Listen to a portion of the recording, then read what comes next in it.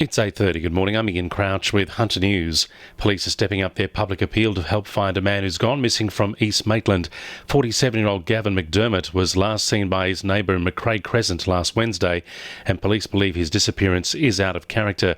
He's described as being of Caucasian appearance, 180 centimetres tall with a thin build, brown eyes and brown hair.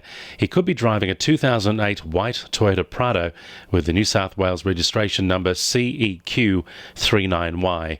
Anyone who knows Gavin's whereabouts is urged to contact Maitland Police. The Planning Assessment Commission has approved the extension of a Hunter Valley coal mine, despite earlier being forced to retract its initial decision.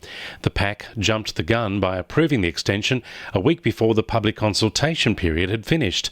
The Commission has now ratified its earlier decision, saying the mine meets air quality, environmental and blasting standards.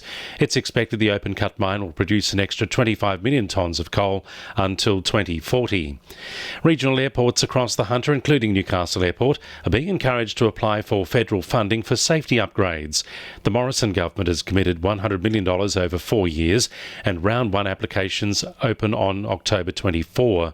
Lion MP David Gillespie says airport operators who can identify a need for an upgrade are being urged to apply. The program is aimed at helping these regional airports meet the needs, whether it's safer runways, taxiways or other safety upgrades such as new fencing or safety equipment. A 3-hour standoff at Rutherford overnight has ended peacefully. Police were called to Gilly Street just before 4 p.m. yesterday, where a man had barricaded himself in a unit and was refusing to come out.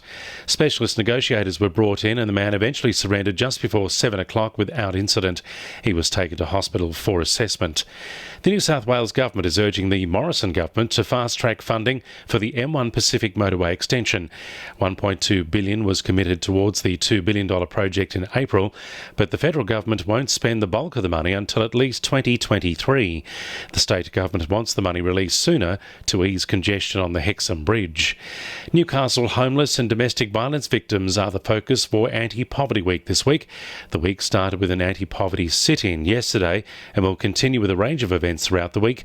Newcastle, Hamilton and Wallsend libraries are hosting exhibitions about poverty among women.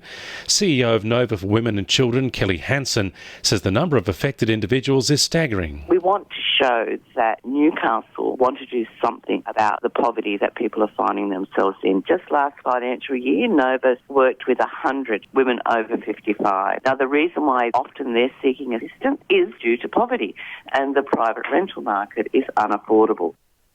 2NURFM Sport. The Newcastle Jets are getting ready for this Saturday's tough clash against the Central Coast Mariners.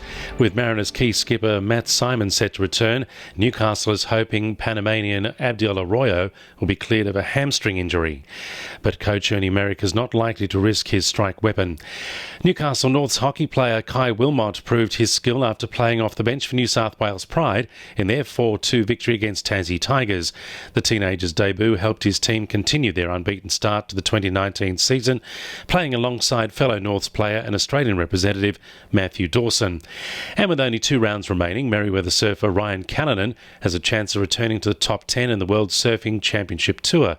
The 27-year-old, who was ranked 7th earlier in the year, but after some narrow losses is now 11th. And the winning numbers in Weekend Lotto are 6, 33, 16, 27, 17 and 8, and the supplementaries are 26 and 28. 2NURFM News Time, 26 to 9.